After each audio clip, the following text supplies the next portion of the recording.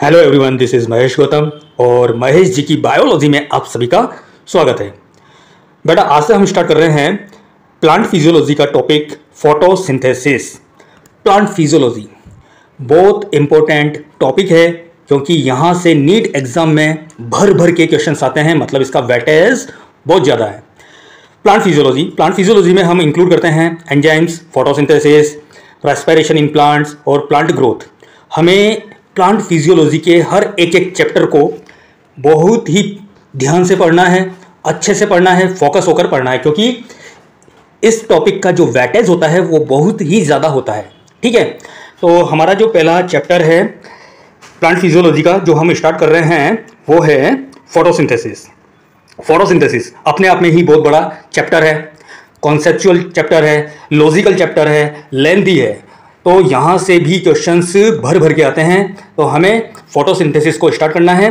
मैं आपसे रिक्वेस्ट करता हूँ आप अपना पेन और कॉपी साथ में लेकर बैठें। जो मैं लाइन पढ़ा रहा हूँ हर एक एक लाइन को आप नोट करते चले जाएं। जहाँ पर आपको लगता है कि ये इंपॉर्टेंट लाइन है वहाँ पर आप स्टार बना लें या अपनी तरीके से कोई भी मार्क कर लें।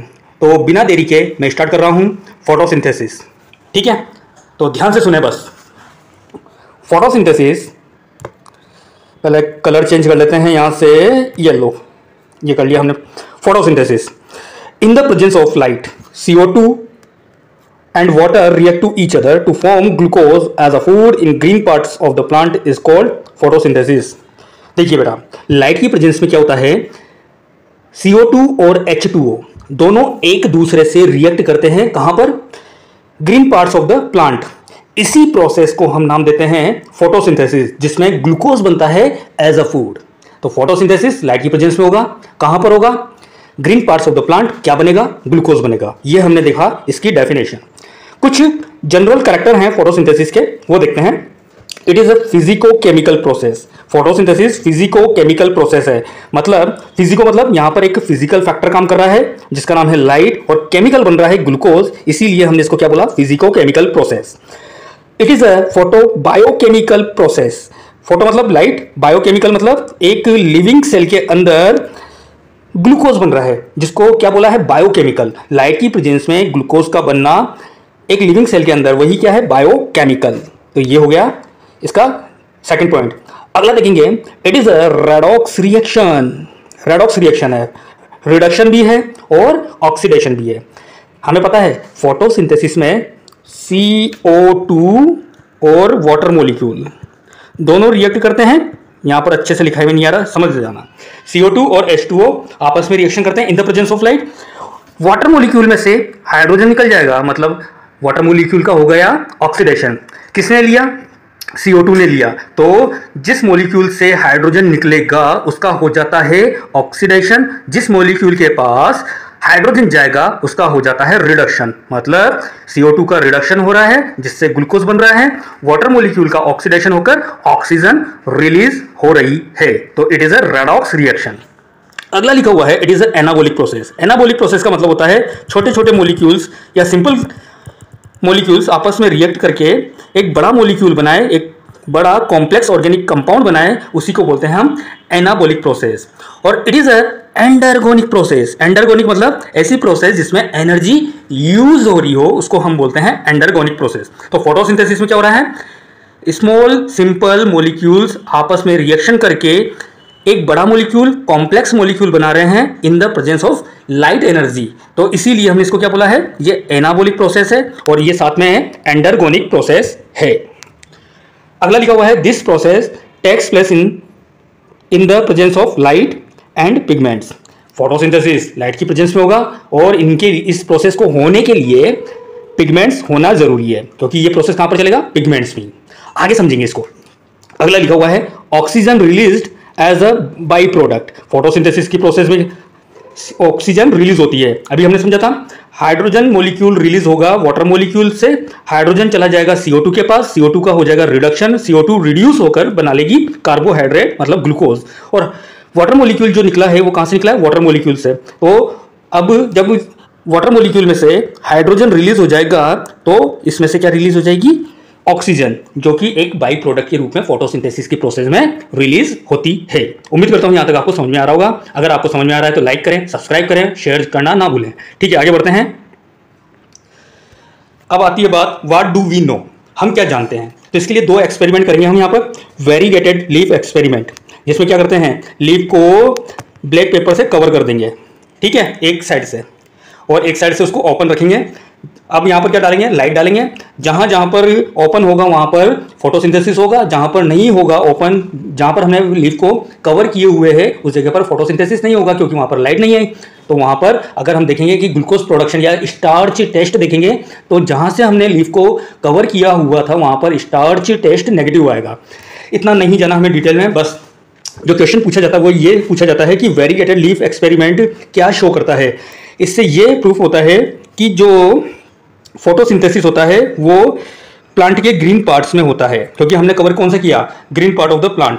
लीफ को कुछ जगह से कवर कर दिया, कुछ जगह से अनकवर रखा, ठीक है। तो वेरीगेटेड लीफ एक्सपेरिमेंट क्या शो करता है कि photosynthesis green parts of the plant में होता है। अगला एक्सपेरिमेंट है moles half leaf experiment, moles का हाफ लीफ एक्सपेरिमेंट, और ये शो करता है कि फोटोसिंथेसिस होने के लिए CO2 का होना जरूरी है। CO2 essential for the photosynthesis. ये कौन शो करता है, मोल्स हाफ लीफ एक्सपेरिमेंट। ये हमने समझा। अब देखते हैं फोटोसिंथेसिस को समझाने के लिए अलग अलग समय पर अलग अलग साइंटिस्ट ने अलग अलग एक्सपेरिमेंट किए थे। तो एक एक्सपेरिमेंट देखते हैं हम, जोसेफ प्रिस्टले का, इंपॉर्टेंट है ये। इन्होंने किया था बेलजार एक्सपेरिमेंट। बेलजार एक्सपेरिमेंट किया था, और इस एक्सपेरिमेंट को करने के बाद इन्होंने बताया कि plant restore the air what ever breathing animals and burning candles remove, कि प्लांट एयर को क्या करते हैं, रीस्टोर करते हैं। कौन सी वाली एयर को, जो कैंडल के जलने से निकलने वाली को और एनिमल के ब्रीथिंग करने से निकलने वाली को। इसको एक्सपेरिमेंट में देखते हैं, डायग्राम से समझते हैं इसको। ये देखिए, ये बेलजार है। इस बेलजार को के अंदर कैंडल रख दिया जलता हुआ, चूहा रख दिया चलता हुआ, और इन दोनों को कवर कर दिया बेलजार से। कुछ समय बाद देखा चलता हुआ चूहा टपक गया, मर गया। जलती हुई मोमबत्ती कैंडल बुझ गई। ऐसा क्यों हुआ? जोसेफ प्रिस्टले के माइंड में एक कीड़ा आया। क्या आया कि आखिर ऐसा क्यों हुआ? बाद में उन्होंने इसी एक्सपेरिमेंट को दोबारा किया। इस बार चूहे के साथ कैंडल भी लिया और साथ में ले लिया मिंट प्लांट भी रख दिया, और उन्होंने देखा कि मोमबत्ती भी जल रहा है और चूहा भी चल रहा है, मतलब दोनों, मोमबत्ती भी नहीं बुझी और चूहा भी नहीं मरा। ऐसा क्यों हुआ? तो बाद में प्रिस्टले ने बताया कि चूहे ने ब्रीथिंग से जो CO2 निकाली होगी और मोमबत्ती ने जो CO2 निकाली होगी। यहां पर उन्होंने ना तो CO2 की बात करी थी और ना ही O2 की बात करी थी। बस जोसेफ प्रिस्टले ये बता रहे थे कि ब्रीथिंग करने की वजह से और मोमबत्ती के जलने की वजह से बेलजार के अंदर का जो एनवायरनमेंट था वो कैसा हो गया, टॉक्सिक हो गया। टॉक्सिक हो गया, जिसके वजह से कैंडल भी बुझ गई और चूहा भी मर गया। लेकिन जब मिंट प्लांट रखा गया तो उन्होंने इस एयर को क्या किया, अंदर की फ्रेश कर दिया, डिटॉक्सिफाई कर दिया। ठीक है, तो इन्होंने यही बताया कि प्लांट क्या करते हैं, जब फोटोसिंथेसिस करते हैं तो एयर को प्यूरिफाई करते हैं। याद रखना एक बात, जोसेफ प्रिस्टले ने केवल एयर को टॉक्सिक बताया, नॉन टॉक्सिक बताया, कहीं पर भी टॉक्सिक के लिए CO2 यूज नहीं किया और नॉन टॉक्सिक के लिए कहीं पर भी ऑक्सीजन का यूज नहीं किया। केवल उन्होंने ये बताया चूहे के सांस लेने से और मोमबत्ती के जलने से बेलजार के अंदर का जो एनवायरनमेंट था वो फ्लोजिस्टोन हो गया, टॉक्सिक हो गया। लेकिन प्लांट ने क्या किया, उस एयर का यूज करके उस एयर को, वहां का जो एनवायरनमेंट था उसको क्या कर दिया, डिटॉक्सिफाई कर दिया। बात समझ में आ रही है? तो बढ़ते हैं आगे। अगला एक्सपेरिमेंट था जैन इंजन हाउस। इन्होंने भी क्या किया, बेलजार एक्सपेरिमेंट ही किया, सिमिलर सेटअप तैयार किया, चूहा लिया, मोमबत्ती ली, प्लांट लिया। लेकिन उन्होंने एक बार यह एक्सपेरिमेंट दिन में किया, एक बार यह एक्सपेरिमेंट रात में किया। दिन में क्या हो रहा था, लाइट आ रही थी जिसकी वजह से फोटोसिंथेसिस हो रहा होगा प्लांट के अंदर, और क्या हुआ, ना तो मोमबत्ती बुझी और ना ही चूहा मरा। लेकिन जब यही एक्सपेरिमेंट उन्होंने रात में किया तो देखा कि चूहा टपक गया, मर गया, और मोमबत्ती भी बुझ गई। तो उन्होंने सोचा कि आखिर ऐसा क्यों हुआ कि दिन में ऐसा हो रहा है और रात में ऐसा हो रहा है। तो वही वाली बात बताई इन्होंने सबसे पहली बात कि जो फोटोसिंथेसिस है या प्लांट एयर को प्यूरिफाई करते हैं वो केवल दिन के समय ही करते हैं। मतलब फूड फॉर्मेशन, ये तो पता लग गया कि प्लांट जब फूड फॉर्मेशन करते हैं तो एनवायरनमेंट को क्या करते हैं, फ्रेश करते हैं। लेकिन ऐसा काम ये कब करते हैं, केवल दिन के समय ही, दिन के समय ही, ठीक है, रात में ऐसा नहीं करते। तो यहां पर लिखा हुआ है he showed that light is essential for purify the air. Air को प्यूरिफाई करने के लिए क्या होना जरूरी है, लाइट। अब उन्होंने एक और बात बताई, he also show that only green parts of the plant release oxygen. देखो प्लांट के तो बहुत सारे पार्ट हैं, रूट है, स्टेम है, लीफ है, लेकिन फोटोसिंथेसिस मतलब जब प्लांट फोटोसिंथेसिस करता है, फूड फॉर्मेशन करता है और एयर को प्यूरिफाई करता है, तो जो एयर प्यूरिफाई हो रही है वो किसकी वजह से हो रही है, ऑक्सीजन की वजह से। ये पता लग गया कि ऑक्सीजन की वजह से होती है, लेकिन ऑक्सीजन प्लांट के कौन से पार्ट से रिलीज होती है, तो इसके लिए उन्होंने एक एक्सपेरिमेंट किया था। उन्होंने लिया hydrilla plant, hydrilla plant aquatic plant है, और उन्होंने देखा हाइड्रिला प्लांट को लाइट प्रोवाइड की तो उसकी लीफ से छोटे छोटे एयर बबल्स निकल रहे थे। बाद में देखा ये एयर बबल्स किसके थे, ऑक्सीजन के। तो इन्होंने प्रूफ किया कि फोटोसिंथेसिस के दौरान जो ऑक्सीजन रिलीज होती है वो प्लांट के ग्रीन पार्ट से ही रिलीज होती है। मतलब फोटोसिंथेसिस का process green parts of the plant में होता है। नोट आ रहा है साथ में अच्छा सा, discovery of oxygen done by engine house. ये वाली बात कि प्लांट फूड फॉर्मेशन के दौरान, फोटोसिंथेसिस के दौरान ऑक्सीजन रिलीज करते हैं, ये डिस्कवरी किसने की, इंजन हाउस ने। और ऑक्सीजन कहां से रिलीज होती है, green parts of the plant, ठीक है। उम्मीद कर रहा हूं यहां तक समझ में आ रहा होगा, ध्यान से सुनते जाओ। अगला एक्सपेरिमेंट आता है जेविसेक्स या जेविसेकस। इन्होंने बताया glucose form in the green parts of the plant. Glucose कहां पर बनता है, green parts of the plant. और ये जो ग्लूकोज बन रहा है ये किस फॉर्म में स्टोर होता है, स्टार्च की फॉर्म में स्टोर होता है। आगे का एक्सपेरिमेंट आता है वॉन नील का। ये सबसे इंपॉर्टेंट एक्सपेरिमेंट था अब तक का, तभी तो इसको क्या बोला, माइलस्टोन कंट्रीब्यूशन दिया इस एक्सपेरिमेंट ने फोटोसिंथेसिस के लिए। समझते हैं कैसे। देखो वॉन नील ने बताया photosynthesis is light dependent reaction. ये तो हमें पहले भी पता लग गया था, लेकिन इन विच, अब देखो यहां से आती है लॉजिक।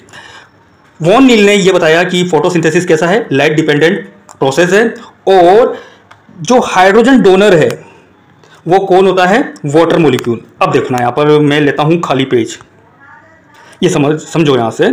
सपोज करो ये तो हमें पता है दो चीजें काम करती है, CO2 और H2O, और हम बार बार में बोल रहे हैं कि फोटोसिंथेसिस की प्रोसेस में ऑक्सीजन रिलीज होती है। अब ऑक्सीजन तो कार्बन डाइऑक्साइड के पास भी है, ऑक्सीजन तो वाटर मॉलिक्यूल के पास भी है। तो उस जमाने में कुछ साइंटिस्ट बोल रहे थे कि ऑक्सीजन CO2 से रिलीज होती है, और कुछ बोल रहे थे वाटर मॉलिक्यूल से रिलीज हो रही है। तो यहां पर क्या हो रहा था, पंगा हो रहा था कि आखिर किससे हो रही है। तो वॉन नील ने एक एक्सपेरिमेंट किया। उन्होंने लिया purple sulphur bacteria. Purple sulphur bacteria को फोटोसिंथेसिस करने के लिए वाटर नहीं चाहिए, CO2 तो चाहिए, लेकिन उसको चाहिए H2S। H2S मतलब यहां पर H2S जो है हाइड्रोजन सल्फाइड, इसके पास क्या नहीं है, ऑक्सीजन नहीं है, यहां पर है सल्फर। सल्फर बैक्टीरिया को फोटोसिंथेसिस करने के लिए वाटर की जगह क्या चाहिए, H2S। अब देखो जब इन दोनों के बीच में रिएक्शन करवाई, ग्लूकोज बना, लेकिन ऑक्सीजन रिलीज नहीं हुआ। ऑक्सीजन रिलीज नहीं हुआ, क्या रिलीज हुआ, सल्फर। अगर CO2 ऑक्सीजन रिलीज करती होती फोटोसिंथेसिस के प्रोसेस में, तो यहां पर भी हमें क्या रिलीज होता हुआ दिखाई देता, ऑक्सीजन, लेकिन हमें ऑक्सीजन ना मिलकर क्या मिला, सल्फर। बात समझ में आ रही है। तो पहली बार इन्होंने नींव रखी कि फोटोसिंथेसिस की प्रोसेस में निकलने वाली जो ऑक्सीजन है वो CO2 से ना रिलीज होकर वाटर मॉलिक्यूल से रिलीज होती है। और इन्होंने अपने एक्सपेरिमेंट में क्या लिया था, green and purple sulphur bacteria, ठीक है। तो यहां पर हाइड्रोजन डोनर कौन हो गया, वाटर की जगह कौन था, H2S। इसने क्या किया, H2S ने अपना हाइड्रोजन CO2 को दिया, CO2 रिड्यूस हुई, CO2 ने क्या बनाया, ग्लूकोज बनाया। अब H2S से जब हाइड्रोजन रिलीज हो गया तो इसके पास क्या बचा, सल्फर, और ये सल्फर रिलीज हो गई। तो पहली बार यहां पर प्रूफ हुआ कि फोटोसिंथेसिस के प्रोसेस में निकलने वाली जो ऑक्सीजन है वो कौन है, कहां से निकलती है, H2O, वाटर से, ना कि CO2 से। लेकिन अभी भी इनका जो एक्सपेरिमेंट था वो अधूरा था। कैसे अधूरा था, क्योंकि इन्होंने जो एक्सपेरिमेंट किया था एक प्रोकैरियोटिक सेल में किया था, और प्रोकैरियोटिक सेल में फिर बाद के जो साइंटिस्ट थे उन्होंने बोला कि तू तो भाई जो एक्सपेरिमेंट कर रहा है वो सल्फर बैक्टीरिया में कर रहा है, बात चल रही है हायर प्लांट की, तो हायर प्लांट में प्रोसेस अलग होता होगा, लोअर जो ऑर्गेनिज्म है उनमें प्रोसेस अलग होता है, यहाँ वहाँ पर तो ये वो हो गया। तो बाद में इस एक्सपेरिमेंट को एक्सपेरिमेंटली प्रूफ किया था किसने, रूबेन और केमेन ने। मेरी बात समझ में आई कि वॉन नील ने यहाँ पर एक बेस तैयार कर दिया था कि निकलने वाली ऑक्सीजन वाटर मॉलिक्यूल से ही रिलीज होती है, क्योंकि अगर मैं यहाँ पर वाटर का मॉलिक्यूल यूज करता तो ऑक्सीजन रिलीज होती, लेकिन मैं यहाँ पर पर्पल सल्फर बैक्टीरिया ले रहा हूँ जहाँ पर मैं क्या यूज कर रहा हूँ H2S, तो सल्फर रिलीज हो रही है। लेकिन इनका अधूरा हो गया, क्योंकि वो वाले बात आ जाती ना, मैं बड़ा अपने अपने जो साइंटिस्ट थे वो अपनी अपनी बात रख रहे थे, तो वो बोल रहे थे भाई तू जो एक्सपेरिमेंट कर रहा है ना वो किस पर कर रहा है, प्रोकैरियोट पर, और हम बात कर रहे हैं हायर प्लांट में।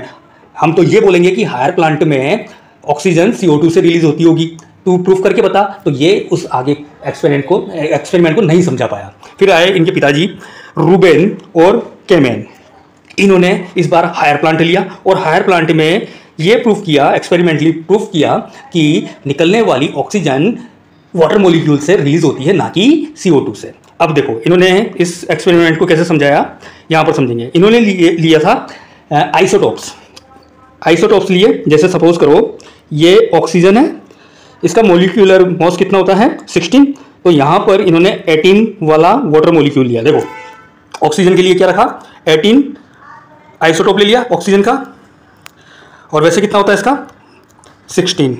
तो देखो CO2 से रिएक्शन करवाई वाटर मॉलिक्यूल की, CO2 में जो ऑक्सीजन है इसको तो सिंपल ऑक्सीजन रखा 16 वाली, और वाटर मॉलिक्यूल की जो ऑक्सीजन थी वहां पर यूज किया आइसोटोप, ऑक्सीजन का आइसोटोप 18। अब देखो जब इन दोनों की रिएक्शन हुई लाइट की प्रेजेंस में, ग्लूकोज बना। अब ग्लूकोज के पास क्या है, ऑक्सीजन है, तो ग्लूकोज के पास जो ऑक्सीजन मिली उसका मॉलिक्यूलर मास कितना आ रहा था 16 वाली मिल रही थी।